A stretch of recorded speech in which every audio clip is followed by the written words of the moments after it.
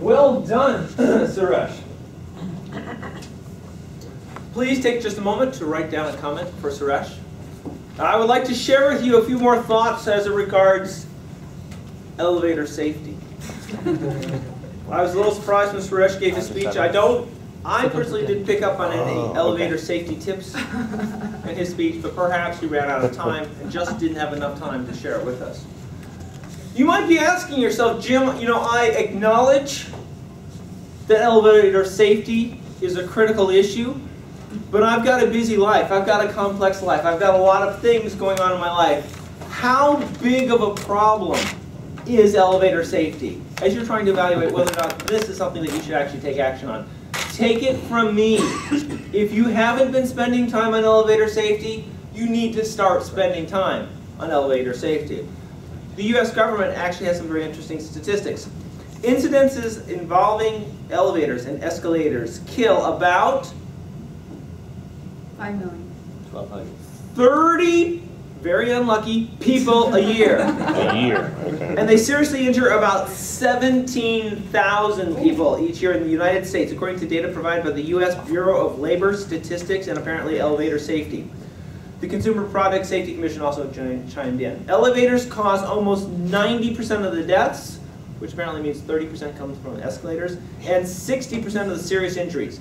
Injuries to people working on or near elevators, including those installing, repairing, and maintaining elevators, and working in or near elevator shafts, account for 14, or almost half, of the annual deaths.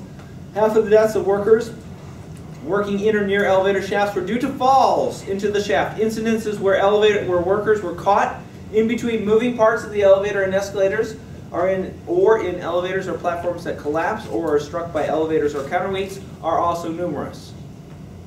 So no matter how you feel about your job, understand that it is far, far better than the alternative that would involve working with elevators. Ladies and gentlemen, I would like to introduce our second speaker for today's program. It's going to be Ashish, who is going to be talking to us about global leadership through cultural and emotional and generational intelligence. Ashish somehow neglected to provide me with an introduction for his speech. So Ashish would like to share with you that he feels that the celebration of Christmas is wonderful, but he feels that it's biased.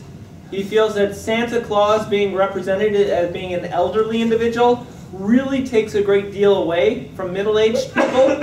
And so he has taken it upon himself to go out and share the Christmas spirit with many, many small children, but he clearly communicates to them that he's a younger Santa, a still active Santa, a non-senior citizen Santa, a Santa who could not ride the bus at half price, a Santa who still has his full faculties, who can see perfectly and has no joint issues.